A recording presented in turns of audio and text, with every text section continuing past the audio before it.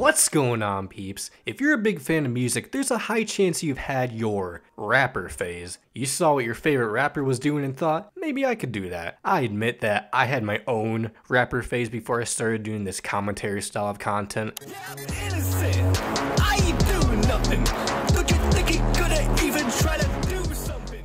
I was the star of my high school class and I didn't even have to join the football team. Now this is especially a common thing for internet music reviewers. Brad Taste of Music has a meme rap persona, Big Baller B, the Neil Drop had his friend Cal Chuchesta do a little rapping, and CET Productions was on task to become the Scottish Central C as I Am Jace. As expected, the music produced didn't entirely take off, mainly because nobody took it all that seriously. Their audience was there for music opinions and not their own material, leading to these ventures not lasting long and being mostly forgotten. But sometimes these experiments see a resurgence in popularity for good or bad reasons. The most recent example being Masta Artisan, the rap alias for the Rap Critic. His old song from 2014 has been going viral on the internet, in case you haven't heard it. Oh my god! I can't believe this!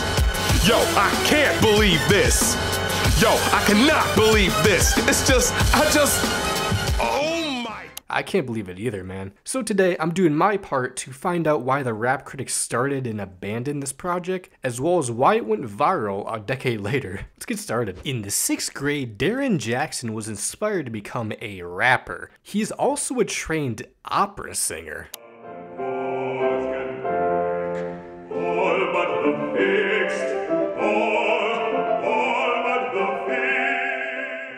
Initially, he wanted to be called DJ Jackson, which sounded cool, but he realized he wasn't actually a DJ. One day in social studies class, however, they were reading about medieval European art, guilds, and how craftsmen aimed to become master artisans in their fields. These master artisans distinguished from common unskilled laborers, who created their masterpieces and established their own businesses, with apprentices as their journeymen. After learning this, Jackson decided to name himself after this ideal. He wanted to showcase at a young age his confidence in his rapping abilities by calling himself a master artisan. The choice to drop the ER in favor of an A was a nod to Masta Artisan, the first rapper he was ever really impressed by for his incredible verse on the Master of Checks boxing, which had Jackson immediately rewinding it after the first time he heard it. Jackson initially considered calling his fans journeymen and thought of having an album entitled The Masterpiece. This idea was never visited. However, a couple years later, he independently released Starving Artist Hungry MC on August 15th, 2008. Now, this project was self-produced by Jackson himself, I'll give him that. It's a complete DIY experience based on the cover art. It's a wild, conscious hip-hop project with topics of striving for fame and success on top of very questionable instrumentals. It seems like a mocking of underground, conscious boom-bap rappers. The man doesn't have a bad flow, as well as playful wordplay, and his experience in opera certainly makes his singing at least bearable. The mixing isn't great as expected, holding it back from its true potential. It's still pretty fun for the most part and doesn't run too long. My Ambitions is actually a pretty good track. It sounds like he actually took that one seriously. But after that, it completely drops off. You get Save the Day that has an unlistenable chorus about saving the day. Here we come to save the day. Here we come to save the day.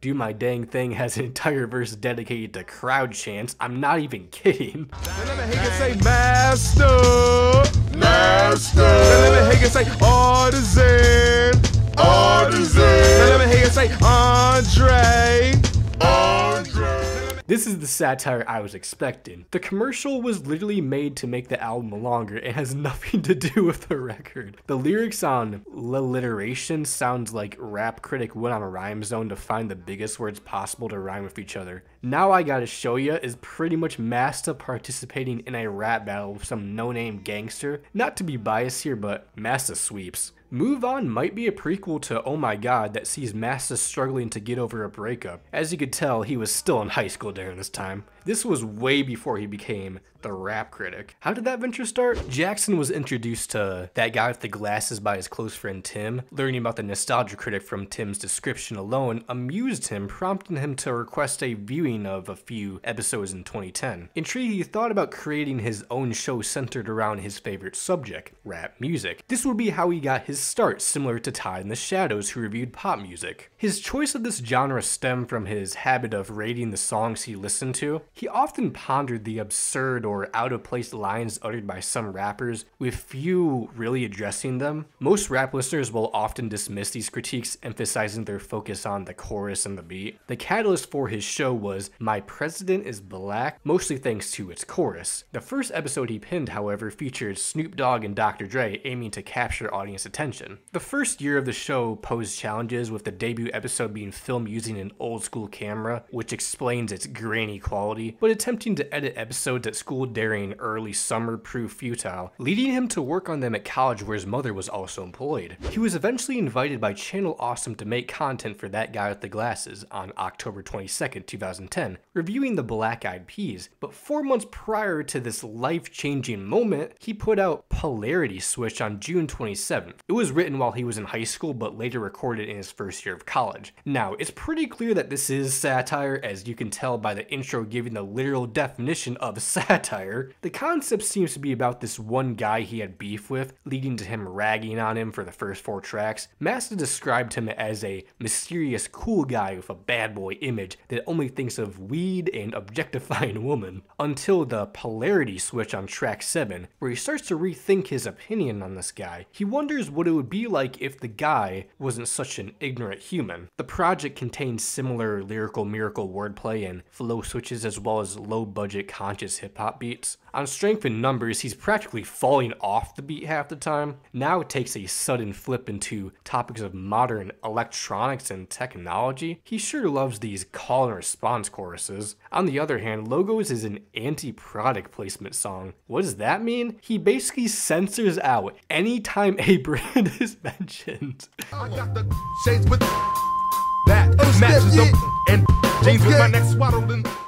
It's a mock of rappers who flaunt their wealth. The sequel, in comparison, takes a more political approach. At this point, I don't know if he's being serious or satirical, because these bars sound straight from the heart. Same with Individual and Working Hard, that have verses where Masta expresses his struggles with his individualism and work rate, but the choruses are ridiculously off-putting. Then the inspiration gets pretty personal, bringing up girl and family issues. I can't tell what's real and what's fake. Maybe that's the point. He's trying to portray something real but hides it behind a comedic banner. The whole album is just super uneven. There's a real mystery here. After his work under the Rap Critic took off, he laid off the Masta Artisan persona for 3 years. The wait would be worth it for his small fanbase that seemed to consist of people who didn't like rap music. His third album, Rapper's League, was released on January 4th, 2013. Just like his previous releases, this record didn't pick up a lot of buzz until the following year. It seemed to be a incelcore album full of complaints. Spoiler warning, by the way, the concept is surrounding this boy named Johnny Jackson who struggles to get women, and his troubled experience is documented in the lyrics, because the highlights are meltdowns such as Oh My God, where the overproduced, overly sampled Danny Brown sounding beat doesn't match up with the legitimately depressing incel lyricism. The story is that he found himself a love interest, Jasmine, who he became study buddies with on Easier, which technically has the best hook here. This leads to him trying to make himself talk to Jasmine about his feelings on Talk to Her, knowing you miss 100% of the shots you don't take. Eventually he reveals his feelings on What You Do, to the shock of nobody. Jasmine rejects Johnny, and now he's trying to pretend he's alright and okay. This builds up to Johnny completely snapping on the emotional masterpiece Oh My God. He continues to reflect on his own standards on All I Want, where he refuses to be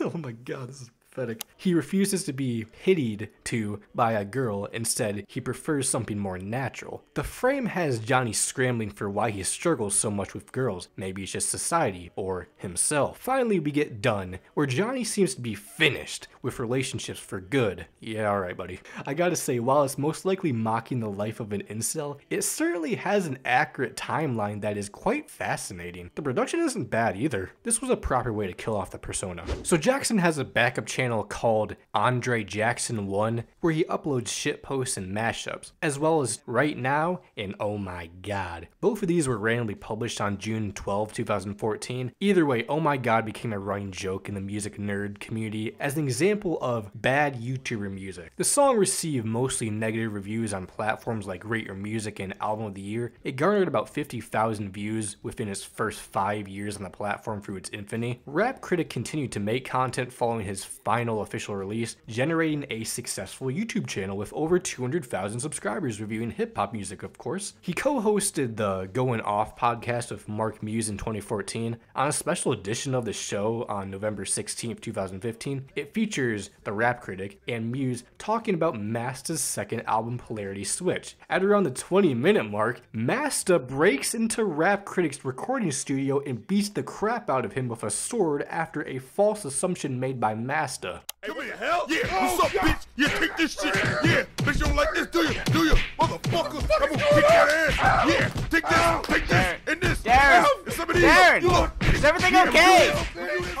Basically, Rap Critic was about to give his score, and he was going to describe it as one of the most ambitious albums he'd ever heard, but he was cut off at one of by Breaking Glass. He ended up giving it a 4 out of 5. Masta just couldn't take criticism, I guess.